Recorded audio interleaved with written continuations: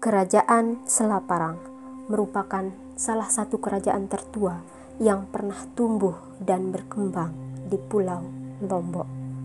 Bahkan disebut-sebut sebagai embrio yang kemudian melahirkan Raja-Raja Lombok masa lalu. Posisi ini selanjutnya menempatkan Kerajaan Selaparang sebagai ikon penting kesejarahan pulau ini. Terbukti penamaan pulau ini juga sering disebut sebagai Bumi Selaparang atau dalam istilah lokalnya sebagai Gumi Selaparang. Sejarah mencatat bahwa kerajaan ini berakhir pada abad ke-18 atau pada tahun 1740 Masehi setelah ditaklukkan oleh pasukan gabungan Kerajaan Karangasem, Bali, dan Banjargetas.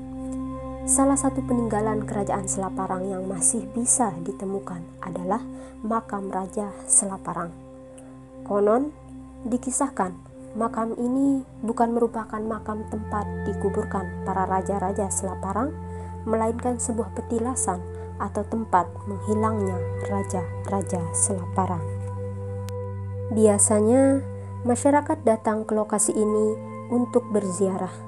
Sesampainya di pintu makam, peziarah akan diperingatkan untuk membuka alas kaki saat memasuki area tersebut. Selain untuk menjaga kebersihan, juga merupakan wujud dari rasa menghargai lokasi tersebut.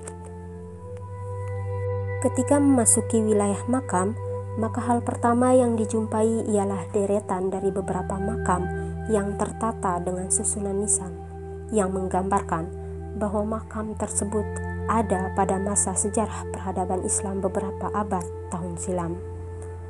Jika diamati, bagian depan tepat dari pintu masuk terdapat 6 makam dalam satu batasan persegi.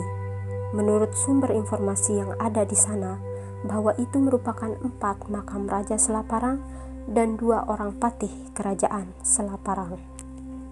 Makam pertama ialah Raja Prabu Langu Raden Langu, kedua adalah Raja Raden Mas Panji Sintalago, ketiga adalah Raja Raden Mas Panji Arya Wiguna, dan keempat adalah Raja Raden Mas Panji Tilar Negara. Adapun kedua patih yang disatukan makamnya yaitu Raden Mas Panji Indrawijaya dan Raden Mas Panji Indrawijaya Kusuma Wardana. Tepat di depan para makam raja tersebut terdapat sebuah makam yang nisan dan kedudukan makamnya lebih rendah dari beberapa makam lainnya. Itulah makam raja yang sebenarnya, yang merupakan ayahanda dari beberapa raja tersebut.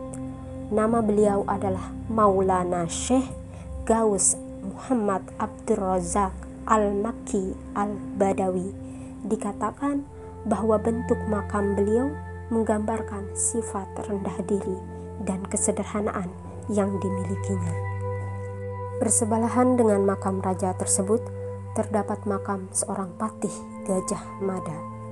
Bentuk makamnya yang tertata seperti lingkaran mewakili keinginannya untuk mempersatukan Nusantara.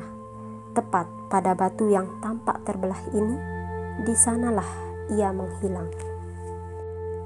Dari arah kanan di depan makam raja, terdapat 2 makam yang disatukan, yakni makam dari seorang penghulu Selaparang, Al-Habib Munzir Muhammad Al-Idris dan Habib Muhammad Syekhon Al-Fanan. Jika diperhatikan makam tersebut, maka bangunan yang berada di sebelah makam tampak seperti mimbar masjid. Inilah sisa bangunan dari masjid pertama yang berdiri di Selaparang. Dari ujung mimbar ini terlihat sebuah pintu menuju ke masjidnya. Pintu tersebut hanya bisa dibuka saat acara peringatan Maulid Nabi besar Muhammad Sallallahu Alaihi Wasallam. Jika pengunjung berkesempatan memasuki pintu tersebut, maka akan dilihat bagian dalam dari masjid. Di lantainya ditemukan beberapa batu berkumpul yang diyakini merupakan tempat musyawarahnya para wali Allah.